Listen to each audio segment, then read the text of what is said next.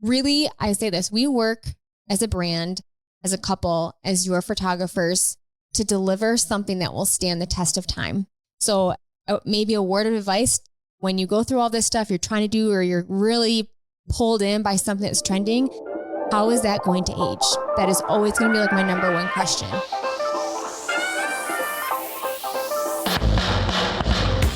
Welcome to CR Conversations, hosted by Ryan and Christina Palma of CR Photos. We're professional photographers who survived the unpredictable and grueling path that took us from rudimentary dreamers to fully self-employed business owners.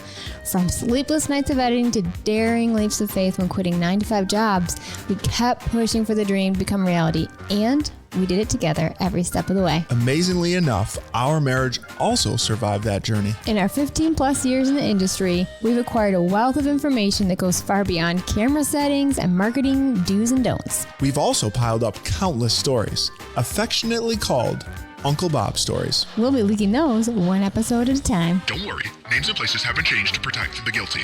So welcome to CR Conversations. We hope you're ready to take a deep dive into life behind the lens and so much more.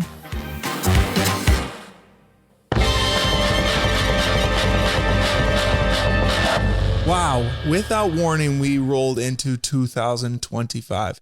Here we are, another year, and this actually marks the second year of CR Conversations. Yeah, this is crazy. We're like an episode away, I think, from being a full, we've been doing this a whole year, which that last year really flew by. And like you said, whoa, here's 25. Yeah. Ready or not, here we come. And as promised, we are going to start with bridal wedding trends. Dun, dun, dun. Now, that doesn't mean that, we're endorsing these trends or that we love every single one of them. This is purely informational. Or we don't hate every one of them. We might dislike, but this is just for you. We're laying it out for you to play it out. This is what social media is telling us is trending for weddings in 2025. So I hope you enjoy it. Because we love you guys and love what we do. We're going to start with the people you love. We're going to start with your bridal party. And I know we've talked about this, and mine and Ryan's opinions vary on it. But according to the internet, now I have the internet backing me this time. So big bridal parties are out, and small, intimate, or no wedding parties are going to be the trend. All right, the coming future. we do agree on one thing. Neither of us are a huge fan. Yes. Or not even a fan of very large bridal parties. Yeah. More people, more problems. Yep. Don't need to say more. It just adds a lot of stress when you have a lot of people. So yes, this new trend is a good one. And also with the smaller bridal party, it's also like a simpler bridal party, or the requirements that you are putting on your bridal party is a little bit easier. Yeah, it's just more intimate, like the closest of the close. And I think that has really come from people who are getting married nowadays compared to when we first started this, are a little bit older. So they've been in a lot of weddings and they recognize how much money it costs and how much of it's kind of sometimes a sacrifice and time off work and all that stuff it has to be. And I think people are like, you know what? We can still have a great time at our reception and throughout the day without putting our friends through this big significant cost and all these, the bachelorette parties and all the things that just end up costing a lot of money. And at least from the people we've photographed that have done this, that has been their overall biggest thing. They don't want to put their bridal party through the expense of being in a wedding. Yeah, and great point. I am always shocked, but it seems like we keep finding people that we talk to and like, oh, how's your summer going? How many weddings are you? They're like, oh, this is my 6th wedding that I'm a part of this year. I'm like, man, that's like a small fortune. Costly summer to you. Yeah. Hats off to you for being that popular, though. Yeah.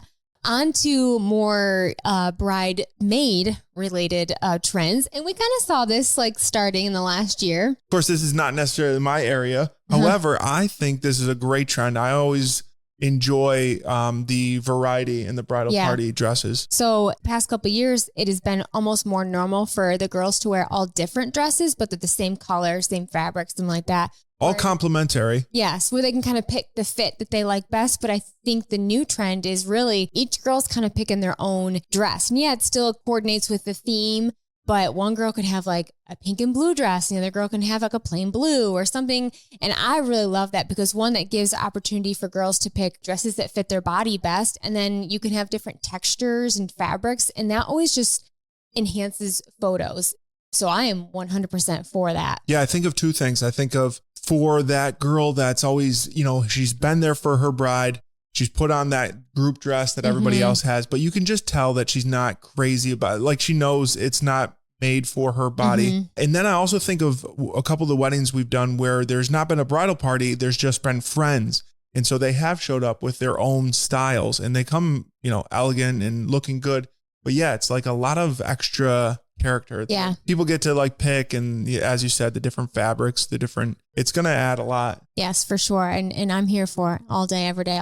Any girl listening to this knows what it feels like to wear a dress that you absolutely think looks terrible on you, but you grin it and bear because you love the person you're in the wedding for. And now here's another one. This is for the boys, but the boys probably did not come up with this change. They're rolling with it. Yeah. But I love it. I'm sure they love it. So now there's a trend of combining the boutonniere and the pocket square. So it's fabulous. I'll just say that. What it looks like is basically you have this hard cardboard, perhaps that is wrapped with like a fabric or something. And then on top of that, you have flowers that are either glued or somehow fastened to that. And that slips into your pocket on your chest pocket. So that comes out just like a boutonniere. Yeah. would. And it takes away all of the issues you have with pinning a boutonniere. It's a lot more sturdy. So in terms of photography, you have a little bit more freedom to move around and do different things as opposed to like, oh, we got this boutonniere, kind of like limits you. So we as photographers are all for it, which means we don't have to pin those boutonnieres on the guys. And it does give the opportunity to be a little bit more creative with the boutonniere because it can be bigger and have a little bit more character. So I hope that is, definitely in to stay. I'm pretty sure the guys are okay with that one too. Yeah. What are the guys wearing these days? More of the tailored fitted suits. Yeah. So less of the just random tuxedos and stuff. It does cost more, but when a guy gets a suit or a wedding, it's almost like you always need something to force you to get that suit that you need. You're like, I need another suit in my closet for special occasions. And when your groom says, all right, we're buying, this is what we're going with. They're usually very elegant. And unlike all girls' dresses for the weddings, typically what a guy's wearing, he can wear repeatedly. It's very true. Yeah. So that more tailored fit definitely is the look. All right. We're going to hop right into the bride and groom trends. So I'm going to start with the bride. This is ladies for first. her. All right. We're going to go through the trends for you guys. You already know this, but like that vintage and elegance in your overall look is for sure 2025. I mean, 5-6 years ago, it was very like the boho, the lacy, the pampas grass, all that stuff.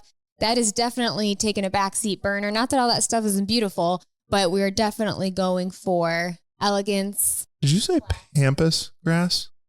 Isn't that pampas? I don't know. We'll let the listeners decide. We'll let them decide. So that is for sure in long textured veils. I was just we talked about this, I think, last episode. But they're in, they're here to stay. Let's hold on to them for as long as we possibly can. Yeah. So textured, not just long, but you'll have that fabric woven in, those beautiful. Whether it's pearls or lace or a little something from your dress. We've seen people get stuff from their mom's dress put on their veil. So that's really cool. I love that stuff because that's the personal stuff. That means it's not just in style, looks good, but it has meaning. Yes. Yeah. So yeah, lace, textures.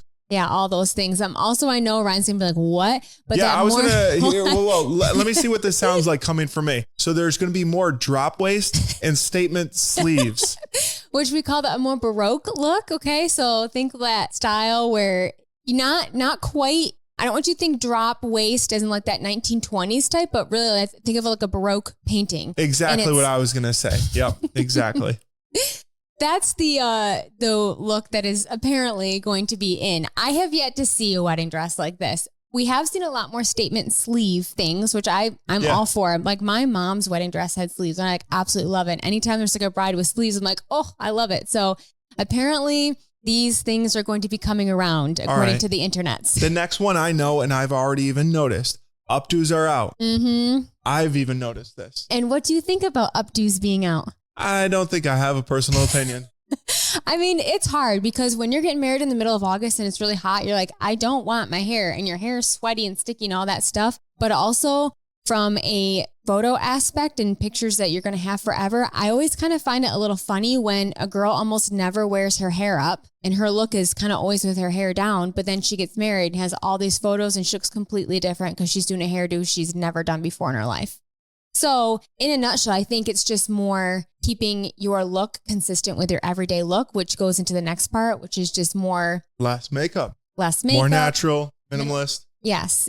We're not like going all out and, not to say you're not wearing any makeup, but it's just a little bit more classic, timeless look as opposed to, maybe the last and 5 years ago. You still wanted some certain look that you're not getting and you're minimalist and all this. Yes. Guess what? You got options now. You do. Tell me about these options. Really, you write your own rules, but we are seeing a lot of girls pulling out a new dress for the reception. Perhaps not generally right as they're doing the bridal party intro, but it's usually like, hey, where's the bride been for the last 15 minutes? And then, ta-da, here she is. And she's got a brand new dress. And a little dancing dress. It's like a whole nother wow moment. This is like your round two. Yeah. Hey, and you know what? We haven't seen this yet, but guys, why can't you throw on something cool too? Like maybe there could be a dancing outfit for the guys as well. So maybe that'll be a thing in 2025. Let's go, boys. Mm-hmm. I like that. Man, if this starts a new trend, you heard it here first. We are the origin story. Another thing that we might be seeing in 2025 is wedding hats. So this is funny. And I don't know if you remember this. We're like going through Instagram or something one day and we see a girl wearing a hat, like not a cowboy hat, but you guys all know what I'm talking about, that sort of style. And she had a veil completely over the whole hat. And Ryan and I both saw it and we're like, looks like a beekeeper. Yeah, that's right.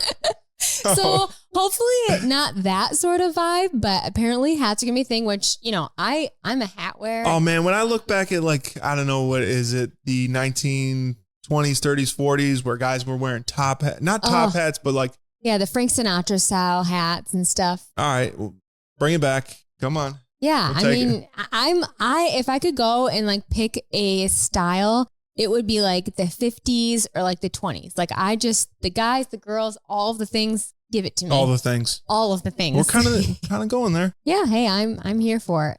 Okay. We talked about pearls and bows. Bows apparently are a little bit out according to some people, but bows can also be fully in. It just depends on what you want. So whatever social media is telling you on your feed, you follow that. Yep. And this last one, everything we've talked about has been about appearance. Mm-hmm. This next one is all about moments, and the private vow readings are. Yes, that is they're big now. Yeah, for sure. You know what that does? It kind of has like that elopement feel. Yes. Combined with your big wedding. And so like people can have this moment of like intimacy as if they went to the top of a mountain to get married, but it's their alone time. We love it. We do. It's super sweet. Can you tell? Yeah. All right. Tell me about the boys. What are the boys doing? What are they looking like? What are they wearing in 2025? Now, this is stuff that you can write down because these are things that I might need. Okay. Not that I'm getting, married or anything again, but everybody looks good in a 3-piece suit. Oh, yeah. I know. At least I think I would look good in a 3-piece suit. Oh, for sure. You would look good in a 3-piece suit. So 3-piece suits are back. Cummerbunds, not back. But 3-piece suits are back. You know what I like about the 3-piece suit? You get to like hide everything. So guys are moving around a lot on the wedding day. And yes, this will be like an issue with heat. However, when you have a tie or a bow tie, especially the tie though, when the tie goes underneath the vest, it doesn't matter if you've tied it too long, too short. Yeah. It's hidden under that vest, as well as any other imperfections you might have in your dad bod or whatever. I also like the idea of 3-piece suits because it's very classy, but later on during the day, like the groom can take his jacket off and get a completely different look for some photos, especially if he's getting warm. It still kind of makes him look put together without having like the long sleeve. So I really love that for photos. Yeah. As well. And so with that 3-piece suit, that vest is the additional piece. And those are now starting to be more of a statement piece, textured, colored, patterned. Yes. Even the textures and stuff with the suits are, growing a lot as well. So I like that as well. And, a lot of bow ties have been coming back. Some are, although they should probably learn how to tie their bow ties, right? Boys, before. Gentlemen, you need to know, somebody in your bridal party needs to know how to tie a bow tie. So it's been an issue twice now, many times actually, but one time specifically, we shared about that once. Yeah. And we just had a wedding recently this year where every single guy in the bridal party was wearing a tied bow tie, not a pre-tied. And there was one, out of the park groomsman. This guy, A+, he had done some research. He was ready. Yeah. He tied every single guy's bow tie. Yeah. And that you need that person. So you don't want to be without somebody on your wedding day if you're doing real bow ties. Another thing, like we you said, fitted suits, classic look. Floral ties, like actual ties. Seen a lot more like personality within the ties. And I expect to see that a lot more in 2025. So not just like a solid, but a textured or floral tie. Also shoes. You've seen a little variety as we said, in shoes. 20s, 30s. It's like that jazz club. Mm-hmm. Yeah, that's a good way of putting it. Yeah, I love that. The shoes are no longer just plain old black. They got a little bit of pizzazz. And the internet is also telling us that men are going to be wearing brooches this year instead of boutonnieres. We have yet to see it. But, hey, I'm up for it. There could be some cool stuff, especially if it has inheritance or something, along with it. That would be really awesome. So explain, that would be like the pin with some sort of design, maybe a gold eagle, but it could be anything. Well, a brooch traditionally is like a oval, some sort of like pin, or a lot of times they were held significant meaning that's just like I said, it's what the internet is telling us. Let's see what happens. Bridal party, bride, groom. Now we're going to talk about your loved ones, the rest of the loved ones, your the guests. And remember how I said some of those old 50s, 30s trends are coming back? Mm-hmm. You're that old?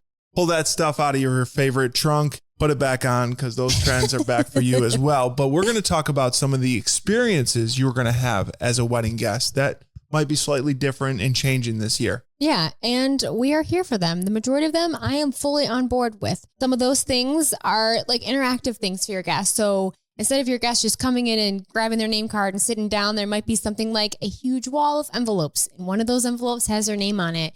And they open the envelope and there's a note for them. Oh my goodness. So yes, I like that. Mm-hmm. But we've taken away some of the work for the bride and groom in other areas. And now you're going to be writing personalized cards for all 150 of your guests. Oh yeah. But have fun with that, but we love it. It's super sentimental. And I have seen the people's faces light up when it's like, oh my gosh, they wrote us a note. Or sometimes they have it on the table as like a decoration. But that's definitely, that started last year. And I foresee that staying in 2025 and beyond. The next, photo guest books. Mm-hmm. It used to be just photo guest books. Mm-hmm. Now it's going to be a little bit more creative. Sometimes you'll see like a photo tree and everybody's signing on a leaf. It might not be paper anymore that you're signing.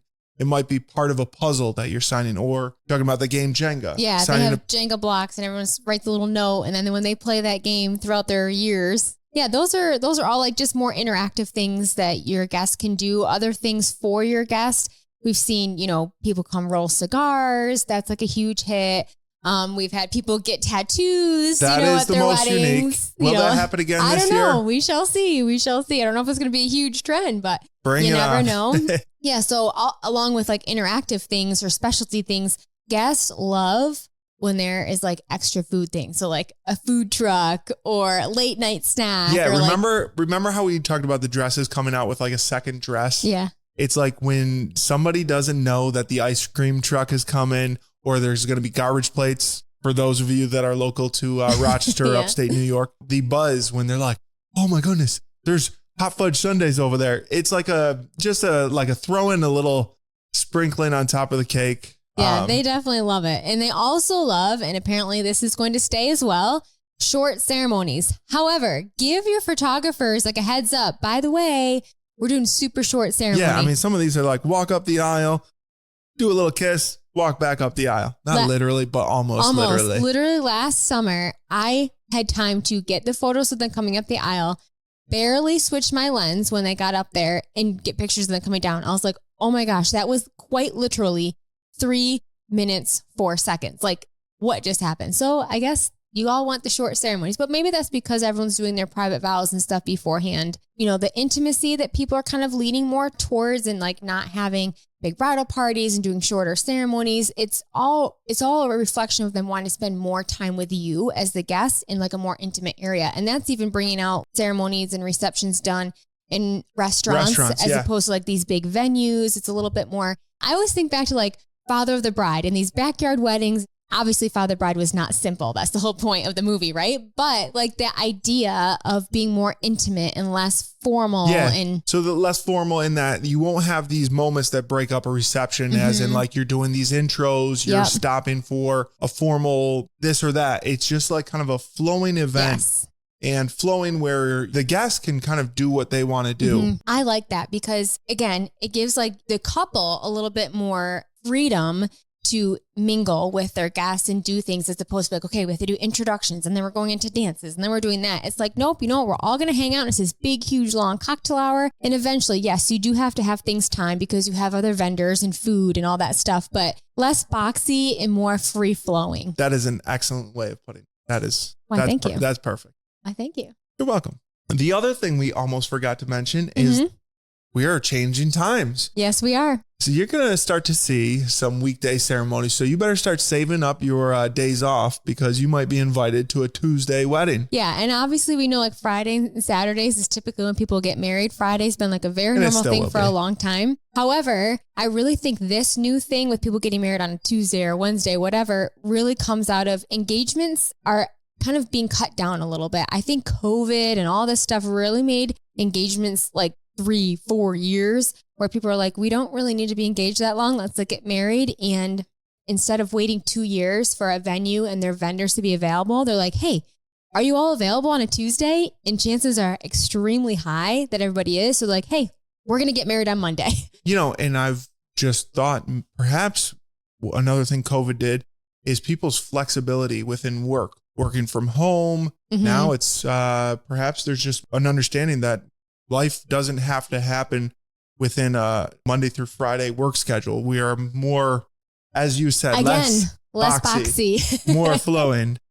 So be prepared for some new things coming in 2025 in terms of when your friends and family are going to be getting married. This next section is about the setting. That is in male terminology, but really it's about the decor, the aesthetic. All right. So we're going to talk about just ceremonies and receptions here. And one of the things that I think we're going to start to see more of is the way people just go up and down the aisle. Yeah. I think that the runway idea is going to be a big thing in 2025, meaning you have your aisle, but instead of your guests all facing the front, they're going to be facing the aisle. And I think that will be interesting. We haven't done a wedding quite like that. We've done like some circle stuff and some a little bit different, but not full on like runway. So apparently that is going to be a thing in 2025. Running up and down the aisle, but now runway. And then, you know, I think with that, like anytime you have people facing inward towards perhaps the center or, you know, that runway look, it's the opportunity for more facial expressions in one photo. It would be definitely more difficult to photograph as the photographer because instead of like just hanging out in the back of the aisle, you're literally face to face with somebody now. You're like, oh, hey. We're ready for the challenge. Bring it on. And it has like its complexities, of course, but apparently this is going to be a rising thing this coming year. The circle ceremonies, that's like been coming and going for a little bit, but I think we might see a little bit more of that. Yeah, I think as far as like looks of the venue, you're going to see a lot more tents, a lot more drapery. Those see-through tents. Fabric. We've already seen that, like a lot of like structures being built, like permanent ones. It's like that see-through look. And yes, I am all for the drapery look. I love it. I mean, would this be like that kind of medieval spring in the I don't think so. meadow? Again, No. So like, again, going back to the Baroque style, think like drapery coming from the ceilings and coming like just all over where it's like a very wow factor. It gives like a very clean look, but it also can make rooms feel a little bit more intimate because you're lowering ceilings. We talked about interactive things to do with your guests. This is almost interactive decor where it's like, whoa, like drapes, they flow with the wind. So if you got a little breeze in there. Yes. This is funny because I remember these next things. When I went to weddings as a kid, these were the things as a kid you used to look up at and marvel. Like, your jaw would drop. We're talking about ice sculptures, crazy fruit, decor, fruit sculpture decors, the things that were like over the top 80s. Yeah, they're coming back. Those big cakes, guys, you're going to see a lot more big, like elaborate cakes this year. I guarantee it. It's already like started. We had a couple people even use their parents' like 80s cake topper last year. You know what I loved? And I can't wait for this. The tiers when you had the stairs that went from Yes. one tier to the other, bring it back. Fountains. Come on. I think they had fountains on there. Like, why not? Speaking of fountains, we're starting to see more of the champagne fountains coming back too. So I will say this, if you're going to do a champagne tier thing, make sure you have enough champagne to pour. So it actually pours out. We did a couple and was like, oh, that was a little bit of a flop. And it was a real bummer because there wasn't enough champagne. So be prepared with that. Yeah, but like you said, the ice sculptures, they're all coming back. Like fruit is decor. According to the internet, what is the color of the year for weddings? color sage. And for you boys out there, that's green. What season of the year? I would say that would be a late fall green. No, it's like a lighter, but not, this is going to be getting too technical. It doesn't have too much yellow in it. It's not a yellowy green. It's like a cool green. This is way too much of my editing brain happening right there. But sage is like apparently the color of the year, but also some crazy stuff. Crazy stuff like iridescent. Yep. Which, does anybody know what iridescent means? We just Do you know saw without us telling you? It's like that reflective, like think a little bit the look of when you have like a chrome vinyl wrap on a new sports car. Mm-hmm. It's like they drive down the road, you first see like green, and as they go by, it's like a yellow to purple. So that like sort of stuff you might be seeing this year, which that will be interesting. I'm sure it will look beautiful, but for sure this started happening last year. Like we said, that classic like vintage, but like elegance, the pattern dishes, stuff that's not fully matching, but still kind of goes together. Less of the clean, simple decor and more statement, more like old, like bringing out grandma's tea dishes and stuff like that with the colors and stuff. So it's just funny how these things come and go, but I love it. Keeps it interesting. It would get so boring if it was just the same thing year after year. Yeah, for sure. And like we said earlier, those gallery walls, I go like just Pinterest gallery walls. I was literally doing that the other day and I was like, gallery walls as seat charts. That's what I mean. And I was like, man, I kind of want to do something like that in my house. Like the whole wall is like painted, whatever say it's sage green. You have this big old wall painted sage green, and then all of the frames are painted that exact color. And they have like your names like displayed really pretty and unique things. And then maybe some decorative pictures and I was like, that is beautiful. And I want to do this in my home. Are you saying every time we have somebody over for dinner, we're going to have like a place card? No, I want to do it like. Have to handwrite them a note. A gallery wall that like the wall and the frames are all the same color. And then you put it in there. And it just, we will do it one day and it'll look beautiful, but you could also do it at your wedding. That is definitely going to be in 2025. All right. Did we cover all the wedding setting? I think so. We got it all? I think so. We did like the aesthetic, but definitely be looking out for, I think the number one thing this year is going to be drapery. If I could narrow all down to one. Color? No, I think it's going to be all about the drapery. All right. Drapes. But we'll reconvene at the end of 2025 and let you know where we were right and where we were wrong. Last but not least, we're going to talk about the photo trends. Our neck of the woods. Yeah. And this is just like a couple. And surprisingly, I was like, we've done all of this. Like this, again, things come and go. Unfortunately, we're at that stage where things that we're in have gone out and then are coming back again. So, we did this a few times and this didn't come from any trend. We wanted to do it. Yeah. People are bringing backdrops now. Yes. Backdrops with the simple paper. Mm-hmm. It's kind of like, it's a classic look because everybody's been doing that for years. Mm-hmm. And so here it is. Yeah. And it's kind of funny to me. The trend is like kind of showing that it's like on a backdrop that like you can see the stand and it's like clipped on something. And to me, I'm like, I don't know how I feel about that. But like we said, a few years ago, we just started bringing our stuff. We kept it. Yeah. You're going to be itching. Yeah. You're like, do I crop in? Yeah. But yeah, we brought it and I loved it. And a couple times I was so glad we did because it was like rainy. We're like, oh, don't worry. We have stuff we can set up.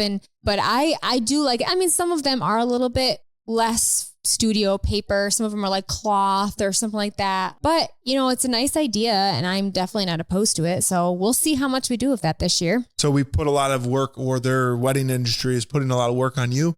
There could be some more work on us with some more pre and post wedding photo shoots. Yeah, which I have said for years. As a matter of fact, I have been wanting to put this in like our wedding packages, a post-wedding shoot. So what does that mean? Like you and your spouse get all dressed up in your stuff again and we just go do a shoot. Like maybe you didn't have the greatest weather on your day. Maybe your timeline got totally screwed up and you didn't get as many photos as you wanted to. Or you didn't have a good sunset and that was something you really wanted.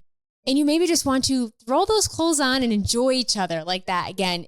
I would just love it so much. That gives your your photographer so much time to be more creative. Like we've said this time and time again, the stuff you see on Pinterest, the majority of the time, those are stylized sessions. They're not real day wedding shoots. So if you want something like that, where everything's controlled and you have perfect weather, the new thing is just going to be like, you know what? We're going to schedule a shoot after the wedding. And I am 1,000,000 times for that. Yeah, I am too. It's like coming full circle from the engagement shoot. Yeah. Engagement shoot, wedding, and then the post.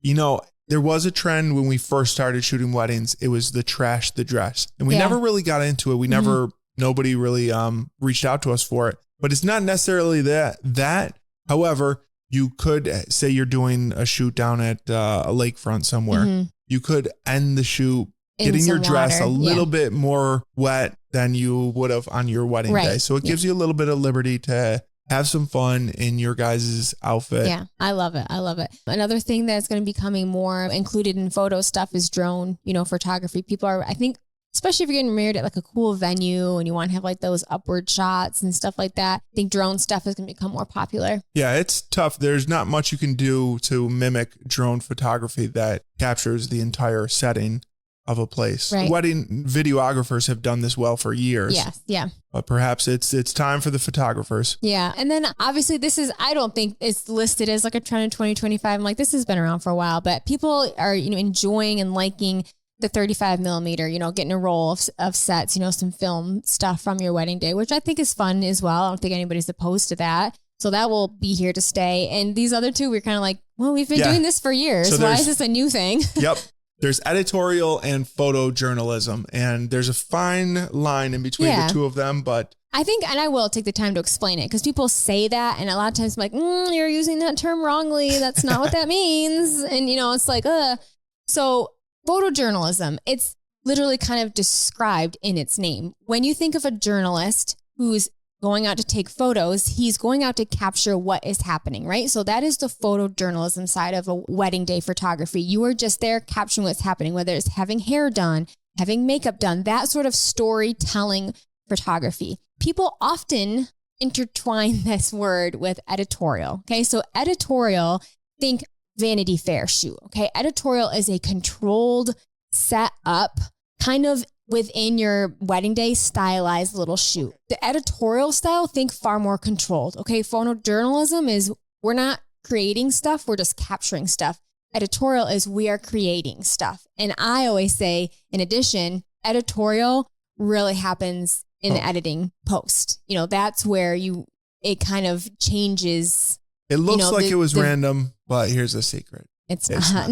So, continuing with those sort of style of shooting on your wedding day. And then on to the last. And we don't know how we feel yet. I know how I feel, at least in my experience so far. So remember at the beginning how we said we are not going to give too much of our bias on these things? Well, it might leak out just a little bit on this last point. We're talking content creators. Yes.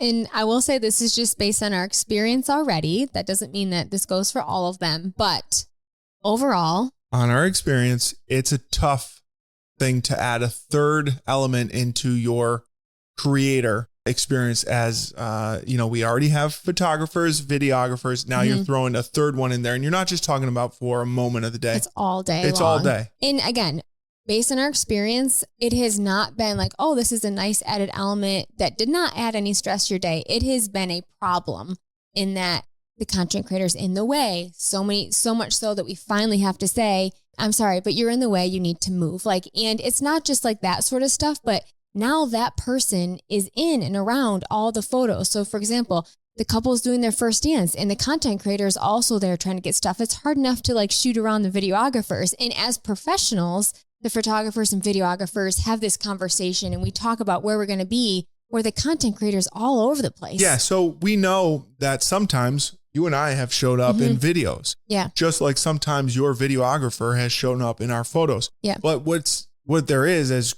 you just said, is we are trying our best to always be looking out for the angle of the other shooters and making sure you're not in that. So you're bringing in somebody it's kind of a new thing in the wedding industry. So perhaps in 15 years, this is just going to be another thing and everybody's going to get used to it and everybody's going to know how to work within their space.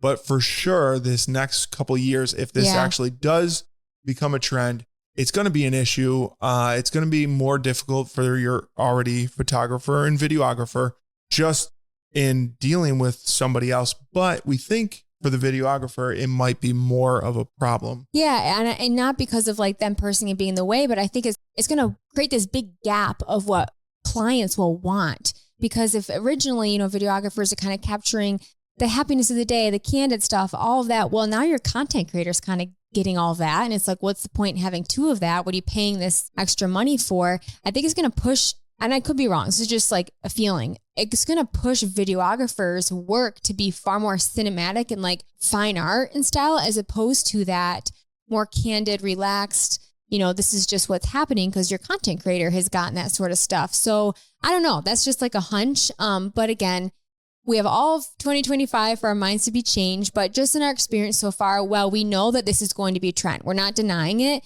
We have not had good experiences with it yet. I hope that changes, but it has just added, in all honesty, I've had to remove content creators from images. I've had to tell them to move on a wedding day. So as Ryan Let's said, just say we'll see, but we know it's here. We're not denying it, but no bias here. No bias. Not at all. And looking out for our videographer friends. Yes, yeah. And we'll see what happens in 2025. But as you saw, most of this stuff we love, we're excited about. It's going to be fun. And as we talked in the middle of this, the diversity and the change year by year just makes this just another way that keeps this fun and alive and new and fresh every year. And again, we're researching this stuff and figuring out what's happening. We're on the social media so that we can deliver to you what you want. We know that that's where you guys are, and we're not going to be these old fogies who are like, well, I ain't doing that. Again, as we just said, we don't like the content creators. But we do it so that Is this our first sign? Yeah, maybe. We do it so we can deliver something that you guys love. But we also really, I say this, we work as a brand, as a couple, as your photographers to deliver something that will stand the test of time. So maybe a word of advice when you go through all this stuff you're trying to do, or you're really pulled in by something that's trending, how is that going to age? That is always going to be like my number one question. How is it going to age? And that is something that, again, like I said, our brand, we've really tried to strive towards something that will look classic in 10, 15, 20 years. Yep. And some of these things you'll never know. Some of these things are going to age so well. Yeah. And then others won't. Yep. And we're going to all find out together. And it is beautiful though. It's creative. Everybody just kind of growing, evolving, and we enjoy it all. We sure do. And we're really looking forward. Almost all. With that being said, we should just get out of here. What do you say? Yeah, I say so. We're looking forward to 2025. We have our first 2025 wedding in just a short little while here, and we look forward to it. And I can't wait to see what trends come and go this year. So until the next time, cheers. We hope today's episode was insightful. Thank you for tuning in. If you haven't already, please subscribe and leave us a 5-star review, as this helps others find us. If you have any questions or comments on topics you'd like to hear us unpack, please send those to podcast@crphotos.org. Lastly, don't forget to follow us on Instagram. We can be found at C_R_conversations, and turn on those notifications so you never miss a post.